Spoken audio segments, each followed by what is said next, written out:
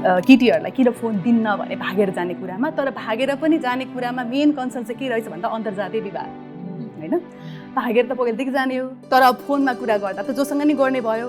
समाजको डर चाहिँ जातको रहेछ क्या यो विषयमा। इमेल भनेको त यो डिजिटल उसमा एकदम गेम चेन्जिङ टुल हो नि त कम्युनिकेसनको। सो त्यो नै खास उपभोग नगर्ने चाहिँ आमाहरू नै अब जेनरली। युग त तपाईँको अब डिजिटली टेक्नोलोजिकली त तपाईँको अगाडि बढिसक्यो होइन। त्यसमा अब फेरि यही वर्गले चाहिँ त्यहाँनिर जान पाएन भने त कि त यसले लछारेर पछारेर लान्छ कि त एकदम पछाडि छोडिदिन्छ। यसमा काम गर्नुपर्ने काम धेरै छ। करेक्टली आइडेन्टिफाई गरेर जाउँ।